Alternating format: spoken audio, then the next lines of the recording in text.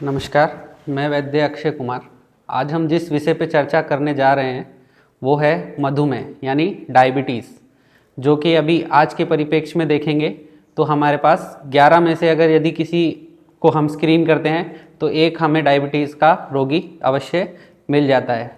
और अभी current scenario में जो हमारी डायबिटिक पॉपुलेशन, जो इंडिया एक डायबिटिक हब बनता जा रहा है, वो 62 मिलियन एट अ टाइम आज की डेट में है। और अगले 5 सालों में ये जो आंकड़े हैं ये 87 मिलियन की और हो जाएंगे। इसे WHO का एक डाटा है। तो इसी के कारण अभी हम देखते हैं कि अवेयरनेस जो है लोगों में वो इसके प्रति नहीं है। आज भी यदि हमारे जो 41 पॉपुलेशन डायबिटिक के जो हमें पाए जाते हैं पेशेंट रोगी, वो अचानक से हम किसी और डायग्नोसिस कर रहे होते हैं और वो रैंडमली हमें मिलते हैं कि वो डायबिटिक हैं। वो किसी और कारण से हमारे पास आए हैं और डायबिटिक उनको डायग्नोस हो रहा है। तो ऐसी कंडीशन के में अभी लोगों को क्या है कि अवेयरनेस प्रोग्राम उनको पता होना चाहिए कि क्या क्या उनके सिम्टम्स हैं, क्या क्या लक्षण ऐसे हैं जिन्हें देख के उन्हें अपना चेकअप कराना चाहिए।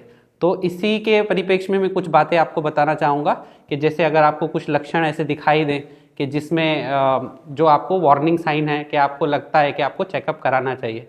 यदि आपका बार बार आपका गला सूख रहा है, प्यास आपको बहुत ज़्यादा लग रही है और आपको मूत्र मार्ग में किसी परेशानी है, बर्निंग है, जलन है, या फिर आपको एक्सेसिव यूरिनेशन हो रहा है, ये फ्रीक्वेंसी भी आपका ज़्यादा हो सकता है और एक क्वांटिटी भी आपका ज़्यादा हो सकता है कि आपका इनटेक आउटपुट जो है वो रेशो बैलेंस नहीं है, तो आप ज़रूर एक बार चेकअप कीजिए, शायद आप मधुमेह के रोगी हो सकते हैं। यदि आपको बिना किसी कारण के मसल में पेन हो रहा है, बैक में पेन हो रहा है, पिंडलियों में आपको पेन लग रहा है, तो भी आप एक मधुमेह के रोगी हो सकते हैं। आप अपना जांच कराइए।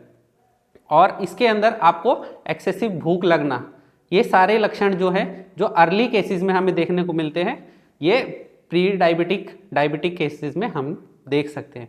तो यहाँ पे पेशेंट अवेयरनेस आपका बहुत ज़रूरी है कि आपको उन लक्षणों की पहचान हो पाए जिन लक्षणों से आपका जल्दी डायग्नोसिस कर सकते हैं। डायबिटीज़ का रोगी को क्या होता है कि उसको स्वेटिंग बहुत ज़्यादा आता है, हाँ, उसके शरीर से दुर्गंध बहुत आता है, एक सेंट्रल ओबेसिटी उसको पाई जाती है।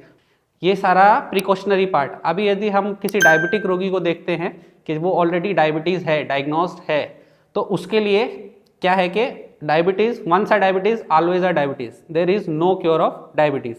Then what Ayurveda can provide you a supportive treatment. अगर आपका ब्लड ग्लूकोज लेवल कंट्रोल्ड है फिर भी आप एक लॉन्ग टर्म में डायबिटिक कॉम्प्लिकेशन की तरफ जाएंगे, जो कि डायबिटीज़ डिसीज से ज़्यादा खतरनाक उसकी कॉम्प्लिकेशन है, जिसमें आपका न्यूरोपैथी, नेफ्रोपैथी, ये सब चीज़ें डेवलप होगा। तो आयुर्वेदा आपको क्या ऑफर करता है? एक सपोर्टिव ट्रीटमेंट, जहाँ से हम आपके कॉम्प्लिकेशन को बचा सकते हैं। तो अल्टरनेटिव ट्रीटमेंट में हम आपके यहाँ पे 2 तरीके का ट्रीटमेंट प्रोवाइड करते हैं। शमन, शोधन, जिसके अंदर हम कुछ उद्वर्तन, वमन, विरेचन और कुछ एंटी डायबिटिक मेडिसिन जो आपका ब्लड ग्लूकोज को रेगुलेट करने के लिए हेल्प करती हैं।